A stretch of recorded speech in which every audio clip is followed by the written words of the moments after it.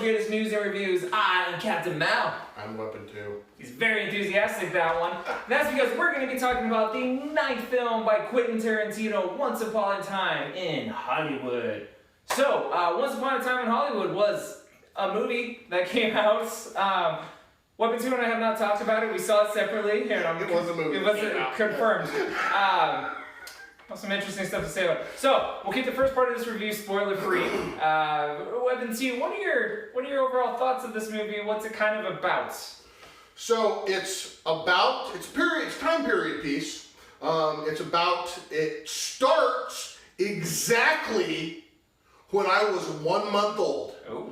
Starts in February 8th of 69, when I was 1 month old. And so it follows a actor who's kind of feeling like he's kind of washed up at the end of his career, and his stuntman is one of the plot. It follows the Roman Polanski and Sharon Tate, is that her name, right? Tate. And so kind of their aside story. Played by an all-star cast. Cast. DiCaprio, Brad Pitt, Margot Robbie. Everybody wanted to be in this movie. Everyone is in this movie. And everybody that's in the movie is a big name. And some of them don't do shit. Sorry, go ahead. Also had, what was I gonna say? Has the kind of the Manson family, kind of an additional plot thing, but the main storyline is DiCaprio and Pitt and kind of their relationship as a actor and a stuntman. Did you like it? I liked the movie. It was, for me, there was some parts that the movie stayed interesting, and I liked a lot of things about it. There was some parts where it seemed like it slowed down a little bit, but for me, the end is the payoff. Like in every one of Quentin Tarantino's movies, there's always something that's just like a huge payoff where you're just going bananas when it's happening. Okay. Yeah. So, I'm not the biggest Tarantino fan necessarily. I like most of his movies. In fact, I really like some of his movies. I've never finished Hateful Eight. I've started watching it at least 2 or 3 times, and I've never finished it. So here's the thing. Some of his movies are great. Some are really good. They're all long. All of his movies are a little bit longer than they need to be. He's really big on dialogue and building suspense and building tension in a scene. And sometimes that pays off very, very well in certain movies. Yeah. Sometimes it doesn't. I feel like, with the exception of one scene in this movie, it doesn't pay off.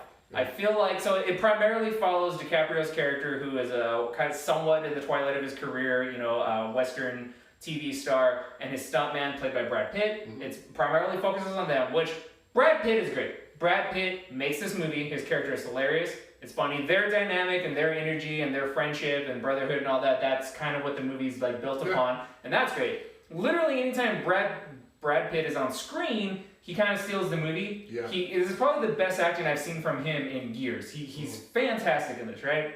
But DiCaprio's great too. DiCaprio has certain scenes, specifically a scene with a little girl that is brilliant in this movie. But the movie, it's 2 hours and 40 minutes plus, does not need to be. And sometimes, and this is just a Tarantino thing, sometimes he just has scenes that go on and you're watching it and it's like, dude, you could really cut 3 minutes here, you could cut 5 minutes here, you can cut here. I don't think the homeboy cuts anything out of his movies. I just think he leaves all the footage in there because there's a lot of wasted time of just Brad Pitt driving down the fucking street that I don't, like, it's cool that you recreated 1969 LA, but I don't need to see that in a 2 hour, 40 minute movie. It drags bad, hard.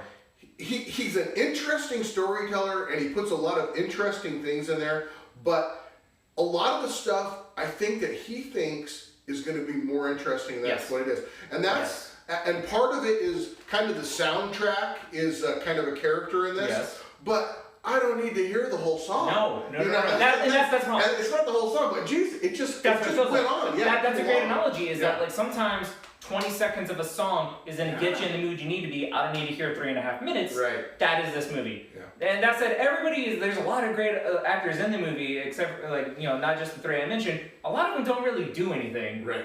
So, okay. So a big thing going into this movie was he was going to have his take on the Manson murders, right? Yeah. So but that wasn't the primary focus of this movie at all. That's almost an afterthought. So you kind of forget that's even going to happen. Right. And so Margot Robbie, if you don't know the history of it, plays the chick who got murdered by them, the actress, the budding actress who was murdered. And so she doesn't do anything in this movie. She really kind of just is there to represent the hopeful optimism of an actress in LA and like having her whole life ahead of her type thing, I felt like. Yeah. But she doesn't, at one point in the movie, we're watching Margot Robbie go to the movies and watch a movie. And at this point, and there were several other points in the movie, I was really like, what the fuck am I watching? What is happening? I looked over to my friend who was there and I was like, what's happening? I really thought Margot Robbie was going to turn and look at the camera and be like, wank. Like, I was like, what the fuck's going on? And then first she has to try to get in the movie for free. And I have to convince them that I'm the actor. So there is a lot of just wasted time that's not endearing me to the character. It's not developing their character. It's not advancing the plot any. It's just, I have Margot Robbie in this movie, so I need to give her some screen time. Right? So it did nothing for the plot. That said, there's a moment where there is tension that is built up when Brad Pitt takes the hippie chick home. But there's no payoff to that, almost. There's one cool moment that we'll talk about in spoilers. The thing with him and Bruce Lee was brilliant. So there were three great scenes in this movie. The thing with him and Bruce Lee, the thing with him at the compound was kind of cool, and then the end scene. The end scene was one of the funniest fucking things I have seen in a long time. Everybody in the movie theater was just cracking up. It is just crazy. My theater laughed, it cheered on. But here's the thing, that was a great payoff. That was a great ending scene. It was really, really, really well done. And like that's the Tarantino of old. That's the one you remember. That's the one who did Pulp Fiction and all that kind of shit. Just crazy violence out of nowhere. But you have to go through 2 hours and 40 minutes of fucking movie to get there. So it's like the payoff was great, but it was not worth the rest of the movie. If you shaved an hour out of this movie, or charged me matinee price, it would probably be worth it. Just knock the extra 45 minutes off and make it a 2-hour movie. Fine, that's what I said. I walked out of the theater, I was like, if this were a fun 90-minute little romp, this would have been great. But you can see what he's going for. It really is also kind of a love letter to like 1960s Hollywood and like that entire time period. Right? It does very well. What it is, And so that's cool. And the rumors are flying around that after his 10th movie, Tarantino's not going to make anything else. So like there's kind of an allegory going on with DiCaprio being in the twilight of his career and trying to find relevance still and like what it means. So like there's definitely layers to this movie. I'm just saying it's pretty fucking boring. I feel like unless you are a hardcore Tarantino fan, you'll love it. If you're a casual fan, it's gonna be rough. It's gonna be rough to get through. I think I had more of an appreciation for some of the subtleties and had a little more patience for the slower parts of the storytelling, but I still agree with you that it was too long. I don't mind a slower paced movie, and I don't mind building to something. I just feel like there is so much wasted time narratively that at a certain point we're just wasting fucking time. I feel like it dragged. Like I will never watch this again except for that end scene. Like, I'll watch a supercut of just Brad Pitt scenes, because, again, he was great, but there's so much waste of time. So, do we want to keep this completely spoiler-free, or do we want to do a spoiler or talk about that scene real quick? Let's do spoiler. Okay, so, I say don't go watch it in theaters. I feel like it's not worth your time more than anything, unless you're a hardcore Tarantino fan. You could rent this at home and, take the pause bathroom breaks. It's not worth it to me to go to theaters. What do you think? Recommend it to go or no? I think that it depends on who you are. I think that if you feel like you want to invest the time into seeing this because it is so star-studded and I'm on the fence. I can't say that I would not have gone and seen this if I knew what it was. I probably still would have. But I'm not going to see it again in the movie theater. And that's the thing, it is very star-studded. Almost any little tiny bit part is like a huge A-lister. Right. Lots of previous actors from other Quentin Tarantino films come into this, and they're all great. Everyone, and whatever they're doing, they're all fantastic. Right. But it's like, you can tell that Tarantino's like, I have all these fucking actors, what are you going to do? You're going to be an agent for 30 seconds? Sure. Like, there's not... So much, like I was watching it, there's so much time where nothing fucking happens. He really does feel like he has all the time in the world. He does! It's just like, what. How long was Avengers? Fuck it, they'll stay. There, It doesn't matter. yeah. But anyway, I say don't watch it. He says it depends, and that's probably more fair. It depends. So anyway, spoiler alerts. That ending scene was fucking crazy. It was that awesome. was the funniest fucking thing. Talk about that ending scene. So, I mean, as probably everybody knows, unless you're just like really young, there was a horrible massacre that happened at Roman Polanski and Sharon Tate's house, where the Manson family, several members went in and murdered everybody. And it was a horrible tragedy. And so you're watching this, and of course you see it ramping up to where this is going to happen, and you're like, oh my God, we're just going to see this murder, and here they are, everybody's here. I mean, I don't know why we're following the stuff. Yeah, all these people that don't matter, yeah. But I know this is going to happen, and so the scene comes up to where everything starts falling off the cliff for the Manson family. They show up, they're showing up. First, they get chased off by DiCaprio. He comes out in his too short bathrobe, holding the pitcher of margaritas. Telling him, get the hell out of his road, screaming. Not realizing how close he is to getting shot. Like that was. They got knives and guns, and instead of just murdering him, I mean, they're murderers. They're to kill. But they go, okay, we're sorry. They back off and drive down the hill. Then, no, this is all part of them. This is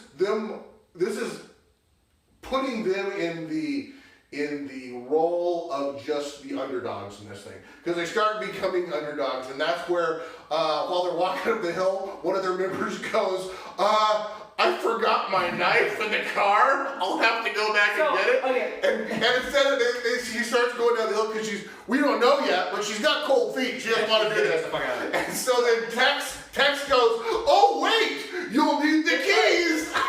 So before you continue with what happens in the scene, I feel like I need to this takes place in an alternate universe, basically. Yes. So you remember how, like in *Inglourious Bastards*, how it's an alternate take on reality, like fiction, where they murder fucking Hitler and like shit goes off the road? That's what this is. Yeah. Shit does not happen according to history. It's Tarantino's take on it, so he changes some shit. So with that in mind, keep going. I think he takes it and he says, you know what, this is what I wish would have happened. Yes, That's what he exactly. said. This is what I wish would have happened. So, it was funny shit. So they decide, so when the girl, she gets tossed the keys, she goes down to the car, next thing you know, they hear the tires squealing and she's peeling off, I'm out of here. So they're like, oh great, now we're gonna have to hitchhike home and everything. But they're still gonna go do the murder. They're gonna go do the murder. And they're like, they literally then we'll hitch back. Sure. Okay. So instead of making their way to the Polanski residence, they stop off at DiCaprio's place. What's DiCaprio's name in there? I don't know. But Clint's Barton? Something. Yeah. Whatever. Anyway. I'll put it here. But they want to go murder him because he shoot them away. They recognized him and were like, hey, we watched a bunch of movies where fucking they endorsed murder, so let's murder the people who taught us to murder. Yes. That's what changes their mind, is that drunken DiCaprio was like, get the fuck out of my freaking cul-de-sac or whatever. So by this time, DiCaprio is back floating in his pool with headphones on, listening to music, doesn't know what's going on. His new Italian wife is sleeping in the bedroom, and you have Brad Pitt, who's stuntman. Cliff, the character. stud of this movie, the biggest badass on the planet, who's just smoked a LSD laced cigarette while walking his dog. What's his dog's name? Roxanne or whatever? And he's high as shit, trying to feed the dog. He's so high, he's tasting the dog food. No, and he like drops it's like the disgusting canned dog food that like slides out and hits the thing. He's just like, holy shit. It's like, and then the dog's like whining at him. Dog food is what? Wolf tooth? Good food By the for way, mean dogs? This is a very jacked pit bull, is this dog. Yeah. And like, well, you're in the spoilers. A very jacked pit bull who listens to his every command, but it's just so funny when like he's talking to the dog, he's like, I know, but I'm doing the best under the circumstances. So great acting. So he's got his dog trained where when it's feeding time, the dog has to stay on the couch or wherever he tells him, and that dog cannot move until he makes this little clicking sound. I mean, he'll he'll run around, he's already dumped the food, making his food, sitting down watching TV, cracking a beer, and until he makes that click sound, that dog doesn't move. Yeah. So he's high on LSD, freaking out. The Manson family combusted him from all different doors with guns and knives. Tex Watson, I think was his last name. What's it gonna right in his face? Pointing the gun at him. And then he just starts pointing his finger right back at him, and then just laughing. He's not even sure that they're real. He's He's just laughing, and he's like, "Who are you?" And then the text guy's like, "I'm the devil, and I'm here to do this and that." And then he's like, "No, that's not your name. It was something dumber than that," because he recognizes all of them from earlier in the movie. That was fucking hilarious. This entire time, he's holding the can of dog food. Yeah. And I'm just like, at any given moment, he's gonna chuck this in this dude's face, and like a fight's gonna start, because it shows earlier in the movie that he is a badass and he knows how to fight, right? But what they did was so much fucking better, because so the dude's in his face with a gun, and there's chicks on either side of him with a knife, and the Italian chick comes out, and she's like, "Oh my god," and all of a sudden the Marilyn Manson fucking text dick fucking cocks the hammer back. Marilyn Manson? Charles Manson. I've been drinking. Charles Manson, wannabe fuck, cocks the hammer back, and then fucking Brad Pitt makes the sound. And the dog just attacks him like that dog goes fucking Cujo. He's biting so hard I think you can hear bones cracking. He's biting that dude so hard. And he bit him in the dick. Like, he goes after him hard. And then the funniest part of the funniest part of the fucking movie is like fucking Brad Pitt's just standing there kind of tripping on what's happening. Yeah. And then little psycho chick with the knife starts just running at him, and he turns, has the can of dog food, and she's like, "Wow!" Smacks that bitch in the face. She drops, fucking screaming, blood. He starts laughing and shit. And then he sicks the dog on her. And then he's just like, and then dog goes and starts fucking her up, which is hilarious. And then what else happened? And so the redheaded girl who's there with them, she goes in to try to get DiCaprio's wife and take her hostage, and she punches her, and then like she runs around or whatever. So then next thing you know, the redhead comes charging Brad Pitt out in the living room and tackles him and knocks him down, but her knife stabs him in the hip. That was great. So he's got the knife in his hip, but he like touches it like what? So she's on the floor. Yeah. He's kind of on top of her, and there's the knife here. And you're right, he's just kind of looking at it. And then he looks at her, gets her by the back of the head, and then proceeds smashes to bash her fucking face into everything in the house. And at one point, just smashing the shit out of her, stops, looks at her grizzled face, and then keeps fucking going. It's the funniest shit. Then it's the girl that got attacked by the dog. She gets away. She gets the gun. Oh my god. She fires the gun, and it scares the dog off. Yeah. And so then she jumps up and she runs out of the house into the backyard, firing the gun in the air. But she crashes through the window. Now all of a sudden, DiCaprio knows what's going on. He jumps up. Holy cow! He's startled. She comes running. She runs all the way into the swimming pool. She's still firing the gun into the air. And so earlier in this movie, you saw him practicing with a flamethrower for one of his movies. Yeah. So you see him. You think he runs into the shed to hide? Yeah. I'm like, holy cow! Because the wife ran in, she's hiding, the dog's hiding. You think he's running in to hide? Next thing you know, he comes out with that flamethrower, and he just the second he walks out with it, pointing at her he lets her fuck up, right? And then fucking Brad Pitt curb stomps the other chick, and so they murder them brutally, right? And so this is where the alternate reality thing happens. So then one of the funnier moments of this is when the cops get called and fucking Brad Pitt's taken to the hospital. Yeah. DiCaprio's on the street. Dude who the fucking director, producer guy, whatever. The old boyfriend of Sharon Tate, who apparently still like lives with Yeah. Roman Polanski and her. But earlier in the movie, he was like, I'm just one pool party away from getting my career back on time. So he's like, hey, what the fuck happened? So he starts telling the story in the most casual fucking way possible. And he's like, yeah, and then I came out with this fucking flamethrower. And he's like, oh, from that one movie? He's like, yeah, from that movie. And so earlier, he feels like he's kind of a nobody. Yeah. And he's in awe that Polanski's his neighbor, and he feels like, oh, they don't even know I'm here. Then he finds out that they're kind of fans of his movies and him. And they're just going to like, oh my god, like the fucking bounty hunter guys next to you, whatever. They're just so casual about the incredibly violent murders that just take place. And then the movie ends with him going and like getting a drink and talking to them and shit. So yeah, it was the weirdest. One of the funniest things is when Brad Pitt's on the stretcher and the police are interviewing him, and they go, I don't know. He said he was the devil, and then he was gonna get ready to do some devil shit. And the guy goes, oh, devil shit.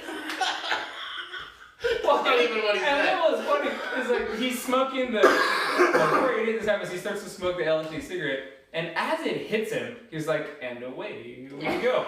And then, like, so he's on the stretcher, on the thing. And then they get done the interview, and I'm like, all right, we take him to the hospital. And as they start wheeling him, he's like, and away. It is, okay, it sounds ridiculous, and it is. It's incredibly violent. It was out of nowhere, and it was one of the funniest fucking things I've seen. To the point where, before this scene, there were several moments in this movie where I was like, you know, if my friends wanted to walk out right now, I wouldn't be mad. I'd be like, I don't feel like I'm really gonna miss anything. And then this happens, and you're like, it almost saves the movie. Almost. And I think that the reason you get such a laugh with this stuff is because when it happens, it's happened to Nazis. Or it's happening to these horrible murders. Yeah, you don't feel bad for them at all. So when they're getting horribly murdered, not for 1 second do you go, oh, that's too much, or oh my god. No, you're like, yeah. It is like watching them spray Hitler in Inglourious Basterds with machine guns, reload and keep spraying, and you're just like, yeah, do it. And the thing that was also great about this scene is like, there was good storytelling in that they're calling back things previously happened in the movie that you didn't think were going to be relevant. Like the dog, him being so trained and waiting for the thing. The other really funny scene that happens earlier in the movie, you see it in the trailer when Brad Pitt's talking to Bruce Lee. And he's just like, you know, he's like, I accidentally kill you in a fight, so I go to jail. He's like, you accidentally kill anybody in a fight, you go to jail. It's called manslaughter. Well, there's a lot more happens in that scene, including a fight that actually happens between the two of them, where Brad Pitt straight up chucks his ass into the side of a fucking car. That was hilarious. It was that saved, like I was already almost checked out. That happened and got me reinvested in the movie. But that shows that he can fight, and it plays into this scene later. Like, there's a lot of things that happened in this scene that were references to early parts of the movie. I think it's a very telling of his opinion of Bruce Lee, too. Yeah. I mean, in reality, Bruce Lee was a high-level martial artist. He's a pretty dangerous guy. But the way he's portrayed in this as just a blowhard, all talk, and he's just so it's. But he could fight. He actually could fight. He just wasn't anywhere what he portrayed himself to be. Right. But anyway, I feel like there were 3 very good scenes in this movie. But the actor did a good job being him. Brilliant. The way he talks fucking bro. That's the thing. If you've ever listened to Bruce Lee talk, the way he delivered his lines. I kill you. Exactly. I go to jail. Or however the fuck he talked. It's great. But that's the thing. Everybody in the movie was great. Yeah.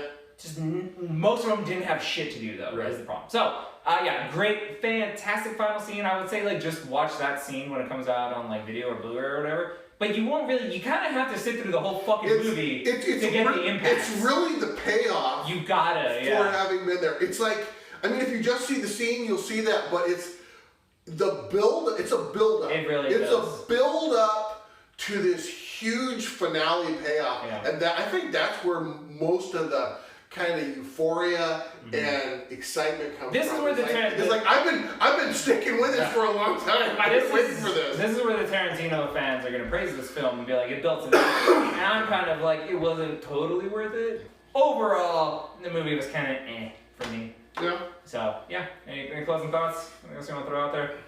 Just that scene that you were talking about when they went to the compound had some kind of Children of the Corn or type of one of these scenario where there's just tons of people around staring at you. Gross. It was just dirty, nasty, weird. Fucking, and you never knew what was going to happen and when. Yeah. Because you feel the tension through the whole thing. There's tension, and you're like, is something going to happen here? Is something going to happen here? You thought something was going to happen. Yeah, you thought something was going to happen, but you didn't know. That scene I thought was a little disappointing because that scene, more than any other scene in the movie, Tarantino does his good signature of building the tension, like you said. And you're expecting something to go down. And then kind of something to, well, before everyone spoilers, when the fucking hippie slashes his tire, and he just beats the shit out of him and makes him change the tire, that was fucking hilarious. But for the build that we had just got, did not pay off at all. I kind of think that part, it was kind of funny, where you're sure this old man's dead. Yes. You're as sure, you're 99.99999% sure that he's gonna come in and find a body. And even when you walk in, you hear a fly. You're like, oh my god, this dude's dead. And it's not even. And it's funny. And then when he rolls over, oh, everything's just the way they told me. Yeah, and it's not even just that he is alive. He's also just like, yeah, I'm taking a nap because I have to watch the show with her. Like, it's like everything that they said was true. Yeah. Were you sure it was this all not? It was all on the up and up, except that there are a bunch of nut jobs. So so it plays in later because he recognizes them. But whatever, it was a well shot scene. Yeah. But whatever. Watch it or don't. It's not that good. I don't think so. And you get to see a hippie get beat up for slashing. That was fucking hilarious. Change the You know what? Don't mess with Cliff. That's all I have to say. Cliff's a badass. What's the name of the dog? I thought it was Roxanne or Roseanne or something like that. Let's just roll with Roxanne. Yeah. I told my friends as we were driving away, I was like, I want to see that Cliff Roxanne spin-off movie. Like, that would be fucking hilarious. Yeah, that is a team. That's a dynamic duo. I'm telling you, you don't mess with them. Go hook up with John Wick, and we got a franchise. That's right. We got a spin-off. So, as always, thank you for joining us on this episode of the world's greatest news and reviews. If you've enjoyed this video, be sure to like and subscribe. Peace!